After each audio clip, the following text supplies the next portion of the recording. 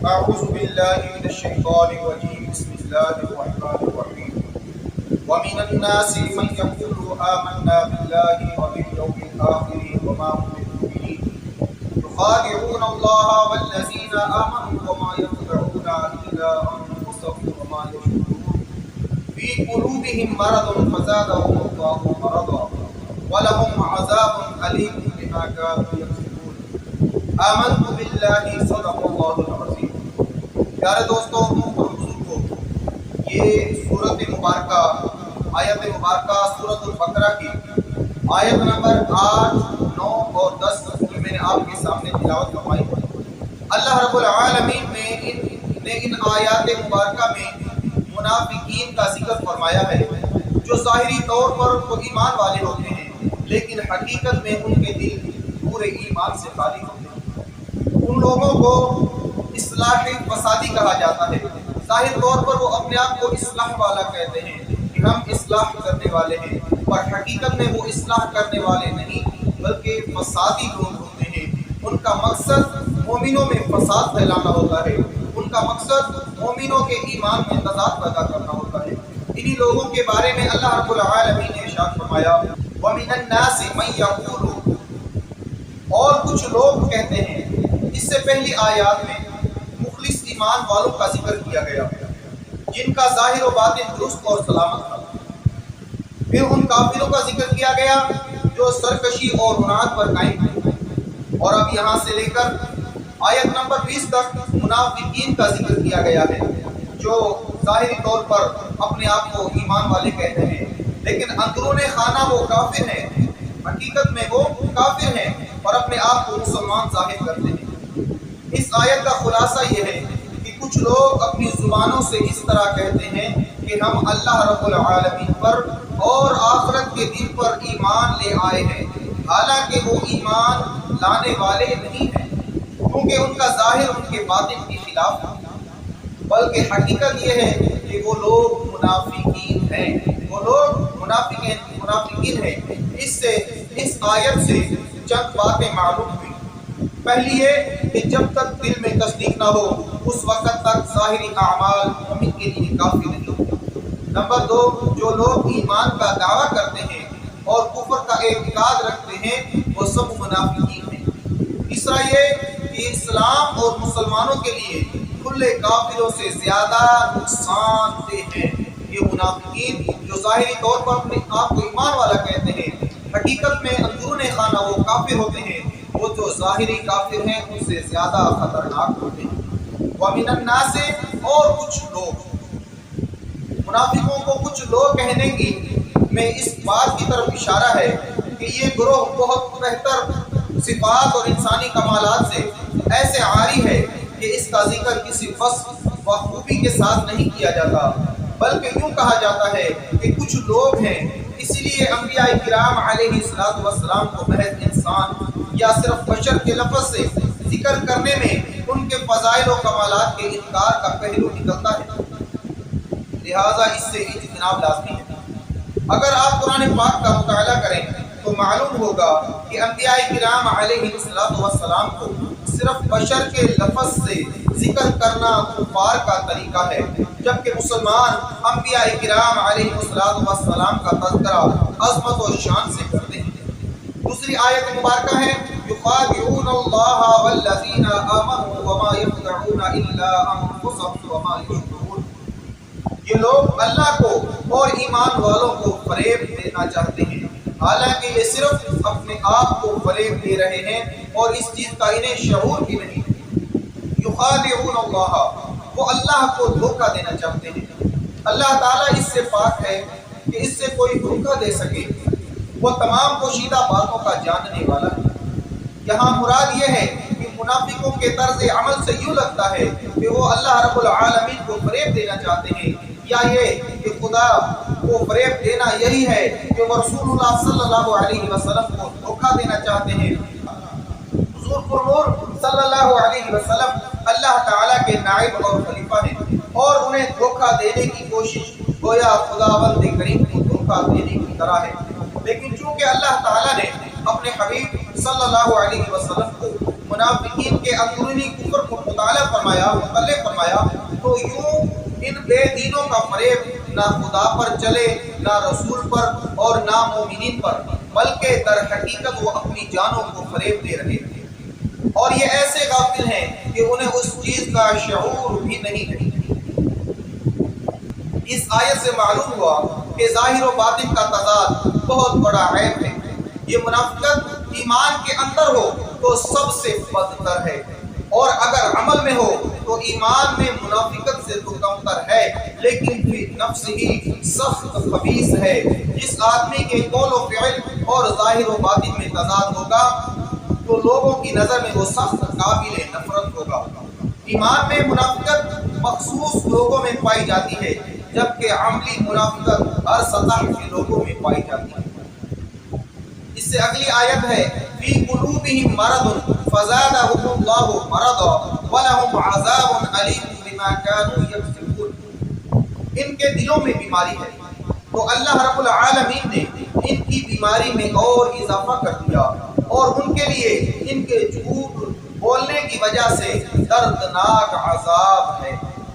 فی قلوبہم مرض، ان کے دلوں میں مرض ہے، ان کے دلوں میں بیماری ہے۔ اس آیت میں قلبی مرض سے مراد منافقوں کی منافقت اور حضور پرنور صلی اللہ علیہ وسلم سے بغض کی بیماری ہے۔ معلوم ہوا کہ بد عقیدگی روحانی زندگی کے لیے تباہ کن ہے۔ نیز حضور اقدس اکمل صلی اللہ علیہ وسلم کی عظمت و شان سے جلنے والا مریض القلب یعنی دل کا بیمار ہے۔ جس طرح جسمانی امراض ہوتے ہیں، اسی طرح کچھ باطنی امراض بھی ہوتے ہیں۔ جسمانی امراض ظاہری صحت و تندرستی کے لیے سخت نقصان دہ ہوتے ہیں، اور باطنی امراض ایمان اور روحانی زندگی کے لیے زہر قاتل ہیں۔ ان باطنی امراض میں سب سے بدتر عقیدے کی خرابی کا مرض ہے، اور اس کے علاوہ تکبر، حسد، کینہ اور ریاکاری وغیرہ انتہائی برے مرض ہیں۔ ہر مسلمان کو چاہیے کہ باطنی امراض سے متعلق معلومات حاصل کر کے ان سے نجات حاصل کرنے کی کوشش کرے، اور ان کے لیے بطور خاص حضرت امام غزالی رحمۃ اللہ تعالی علیہ کی مشہور زمانہ کتاب احیاء العلوم کی 3 جلد کا مطالعہ بہت مفید ہے۔ فزادہم اللہ مرضا، تو اللہ نے ان کی بیماری میں اور اضافہ فرما دیا۔ مفسرین نے اس اضافے کی مختلف صورتیں بیان کی ہیں، ان میں سے 3 صورتیں آپ کے سامنے بیان کرنے کی سعادت حاصل کرتے ہیں۔ نمبر 1، ریاست چھن جانے کی وجہ سے منافقوں کو بہت قلبی رنج پہنچا، اور وہ دن بدن حضور پرنور صلی اللہ علیہ وسلم کی ثابت قدمی اور غلبہ دیکھ کر حسد کی آگ میں جلنے لگے۔ تو جتنا نبی اکرم صلی اللہ علیہ وسلم کا غلبہ ہوتا گیا اور آپ صلی اللہ علیہ وسلم لوگوں میں مقبول ہوتے گئے، اتنا ہی اللہ تعالیٰ نے منافقوں کے رنج و غم میں اضافہ کر دیا۔ نمبر 2، منافقوں کے دل کفر، بد عقیدگی اور نبی کریم صلی اللہ علیہ وسلم سے عداوت و دشمنی سے بھرے ہوئے تھے۔ اللہ تعالیٰ نے ان کی ان چیزوں میں اس طرح اضافہ کر دیا کہ ان کے دلوں پر مہر لگا دی تاکہ کوئی وعظ و نصیحت ان پر اثر انداز نہ ہو سکے۔ نمبر 3، جیسے جیسے شرعی احکام اور نزول وحی میں اضافہ ہوا اور مسلمانوں کی مدد و نصرت بڑھتی گئی، ویسے ویسے ان کا کفر بڑھتا گیا، بلکہ ان کا حال تو یہ تھا کہ کلمہ شہادت پڑھنا ان پر بہت دشوار تھا، اور اوپر سے عبادات میں اضافہ ہوتا گیا، اور جرموں کی سزائیں بھی نازل ہو گئیں، جس کی وجہ سے یہ لوگ بہت بے چین ہو گئے تھے۔ وَلَهُمْ عَذَابٌ عَلِيمٌ بِمَا كَانُوا يَكْسِبُونَ، اور ان کے لیے ان کے جھوٹ بولنے کی وجہ سے دردناک عذاب ہے، یعنی اللہ تعالیٰ اور آخرت پر ایمان لانے کا جھوٹا دعویٰ کرنے کی وجہ سے ان کے لیے دردناک عذاب ہے۔ پیارے دوستو، جھوٹ بولنے کی وعید اور نہ بولنے کا بڑا ثواب ہے۔ چنانچہ اس آیت سے معلوم ہوا کہ جھوٹ بولنا حرام ہے اور اس پر دردناک عذاب کی وعید ہے۔ لہٰذا ہر مسلمان کو چاہیے کہ وہ اس سے بچنے کی خوب کوشش کرے۔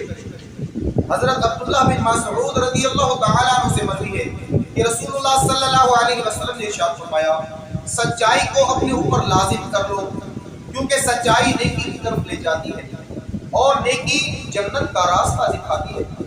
آدمی برابر سچ بولتا رہتا ہے اور سچ بولنے کی کوشش کرتا رہتا ہے یہاں تک کہ وہ اللہ تعالیٰ کے نزدیک صدیق لکھ دیا جاتا ہے۔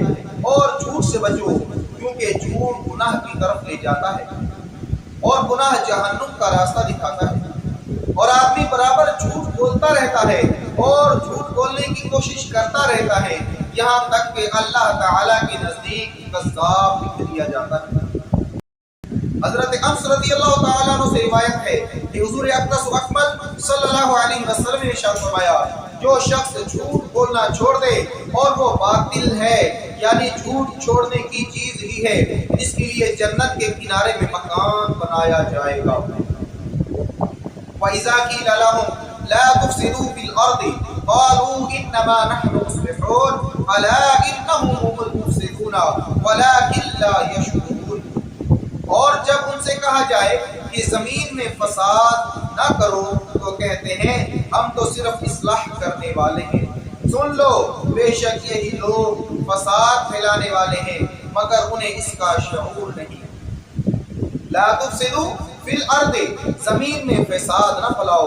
اس آیت اور اس کے بعد والی آیت میں ارشاد فرمایا گیا کہ جب ایمان والوں کی طرف سے ان منافقوں کو کہا جائے کہ باطن میں کفر رکھ کر اور صحیح ایمان لانے میں پس و پیش کر کے زمین میں فساد نہ کرو تو وہ کہتے ہیں کہ تم ہمیں اس طرح نہ کہو کیونکہ ہمارا مقصد تو صرف اصلاح کرنا ہے۔ اے ایمان والو تم جان لو کہ اپنی اسی روش پر قائم رہنے کی وجہ سے یہی لوگ فساد پھیلانے والے ہیں مگر انہیں اس بات کا شعور نہیں کیونکہ ان میں وہ حس باقی نہیں رہی جس سے یہ اپنی اس خرابی کو پہچان سکیں۔ منافقوں کے طرز عمل سے یہ بھی واضح ہوا کہ عام فسادیوں سے بڑے فسادی وہ ہیں جو فساد پھیلائیں اور اسے اصلاح کا نام دیں۔ ہمارے معاشرے میں ایسے لوگوں کی کمی نہیں جو اصلاح کے نام پر فساد پھیلاتے ہیں اور بدترین کاموں کو اچھے ناموں سے تعبیر کرتے ہیں۔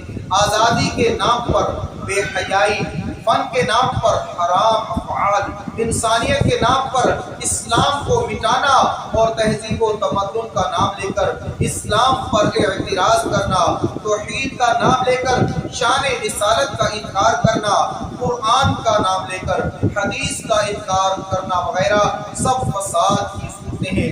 اللہ تعالی ہمیں ان سے محفوظ فرمائے اور حقیقی ایمان رکھنے کی توفیق عطا فرمائے۔ وما علیہ